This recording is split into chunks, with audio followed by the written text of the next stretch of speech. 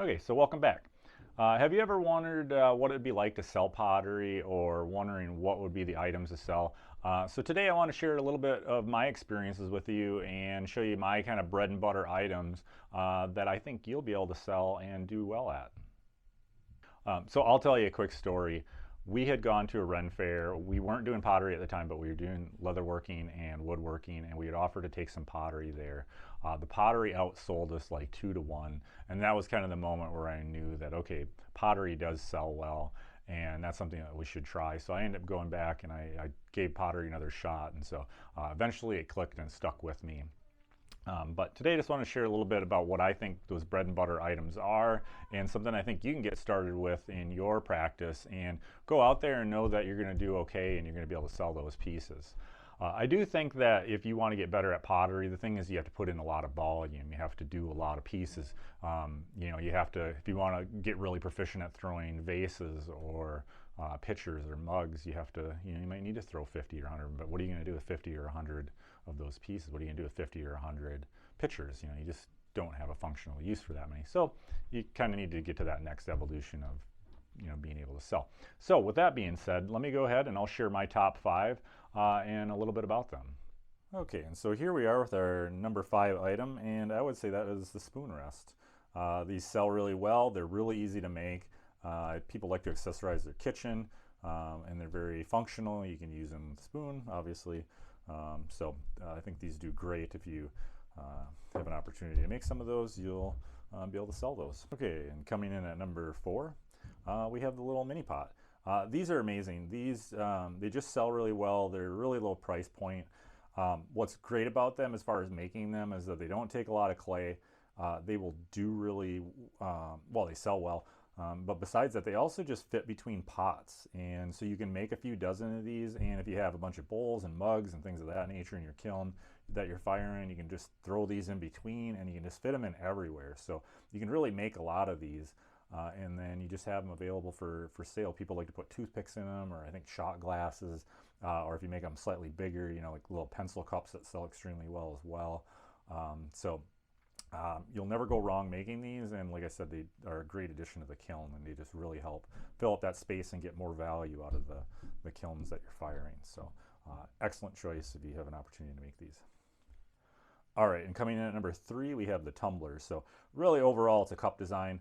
I like these more for like drinks glasses, or what have you. They just, again, do extremely well. People want to buy these in sets. You can have 4. They're very functional. Anywhere you need a cup, you'll do well to have these. And again, these are really easy to make. This is a pound of clay here. And I think that's a good size for making these cups. You can also make more of a Japanese style cup, where you can trim a foot on these and they look great. So great project and certainly worth doing. Coming in at number 2, almost doesn't even fit. Coming in at number 2, you have the pint glass, a classic, straight vertical design. There's not a lot to it.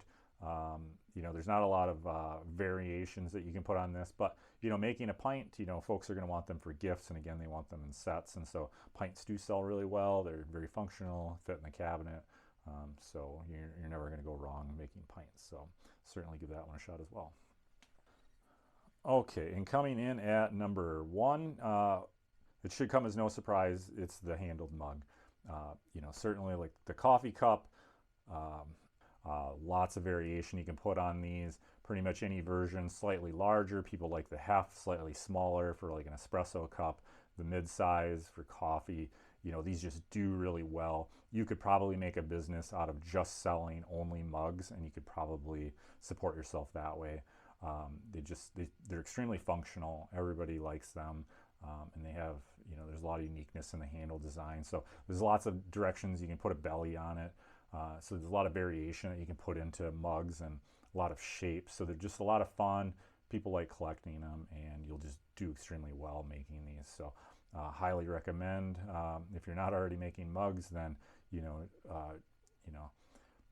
try to get there. If you're having a hard time with handles, these are a great opportunity to learn that skill, because it's really just a cup with a handle that's attached to it, and maybe a little bit of trimming that goes with it too. So without a doubt, your number one item will be a handled mug. So give that a shot, and I wish you guys some success.